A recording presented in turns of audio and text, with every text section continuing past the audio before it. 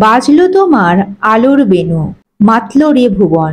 এই গানের সুরটি কানে আসা মাত্রই বাঙালি মন মহিষাসুর মর্দিনীর নস্টালজিয়ায় ভেসে যায়। 1928 সালে প্রথম শুরু হয়েছিল মহিষাসুর মর্দিনী নামক গীতি আলেখ্যটি। মহালয়ার পূর্ণলগ্নে এই গীতি আলেখ্যের সঙ্গে জড়িয়ে রয়েছে বাঙালির অনেক নস্টালজিয়া। মহালয়ার কাক ভরে মহিষাসুর মর্দিনী গীতি আলেখ্যের জনপ্রিয়তা আজও সর্বজন বিদিত।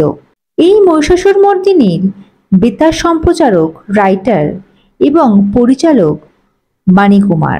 বাণী কুমারের জন্মস্থান প্রসঙ্গে জানতে আমরা পৌঁছে গেছিলাম হাওড়ার উদয়নারায়ণপুর থানার এলাকার কানপুরে। এই বাণী কুমারের আসল নাম বৈদ্যনাথ ভট্টাচার্য। বাবা বিধুভূষণ ভট্টাচার্য, মা অপর্ণা ভট্টাচার্য এবং স্ত্রী গৌরী দেবী।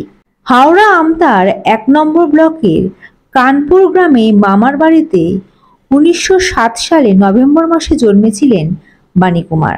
পরবর্তীকালে হাওড়ার জেলা স্কুলে পড়াশোনা করেন তিনি। তার ছাত্রজীবন এবং বাল্যজীবন জানার জন্য আমরা পৌঁছে গেছিলাম বাণী কুমারের স্কুলেও। পরবর্তী সময়ে ছাত্রজীবন শেষ করে টাকশালে চাকরি নেন বাণী কুমার, কিন্তু সেখানে মন টেকেনি তার।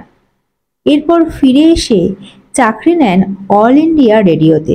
স্ক্রিপ্ট রাইটার থেকে অনুষ্ঠান পরিচালক ছিলেন বাণী কুমার।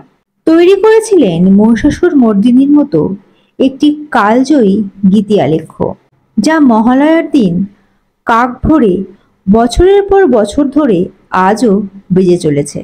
কিন্তু বাস্তবিকভাবেই নিজের জন্মস্থানেই অবহেলিত বাণী কুমার, অথচ হাওড়া শহরে বসেছে তার মূর্তি। কাউন্সিলর শ্যামল মিত্রের উদ্যোগে এই মূর্তি স্থাপন করা হয়। এই মূর্তির উদ্বোধন করেছিলেন মন্ত্রী অরূপ রায়। আমতার কানপুরে যে এই বাণী কুমারের জন্ম, এই তথ্যটি কিন্তু বর্তমান প্রজন্মের ছেলেমেয়েরা অনেকেই প্রায় জানেন না। তবে প্রবীণ ব্যক্তিরা কেউ কেউ এই বিষয়ে আজও ওয়াকিবহাল। বাণী কুমারের জন্মস্থানের বর্তমান যা পরিস্থিতি, তার এক অদ্ভুত চিত্র ধরা পড়ল আমাদের ক্যামেরায়। কার্যত বর্তমানে ধ্বংসস্তূপে পরিণত হয়েছে বাণী কুমারের জন্মস্থান।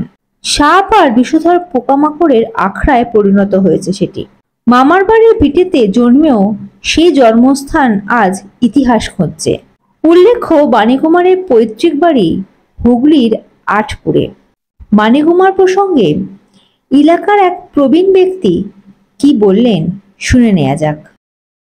দাদা, বাণী কুমার সম্পর্কে কি জানেন? বাণী কুমারের জন্মস্থান কিন্তু কানপুরে।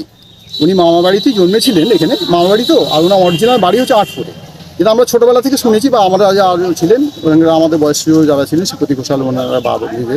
আর তখন রামকুমার চট্টোপাধ্যায় আসতেন, উনি আসতেন, এসে এখানে করতেন।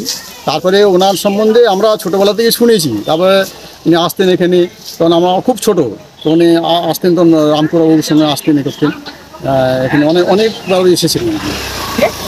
আমরা তখন খুব ছোটো, খুব আবছাপ আমাদের মনে আছে। হ্যাঁ, এবারে পুরনো ওদের বাড়ি অ্যাকচুয়ালি ওই দিকটা করে আছে বাড়িটা। না, আমরা তো ছোটোবেলা থেকে শুনছি। আমরা তো ভোরবেলা উঠে 4টের সময় তো আগে খুলতাম, এখনও খুলি। Bureau report, ND Bangla news. সবার আগে সব খবর, সঠিক খবর পেতে ফেসবুক পেজটি ফলো করে এবং ইউটিউব চ্যানেলটি সাবস্ক্রাইব করে রাখুন আর শেয়ার করতে ভুলবেন না।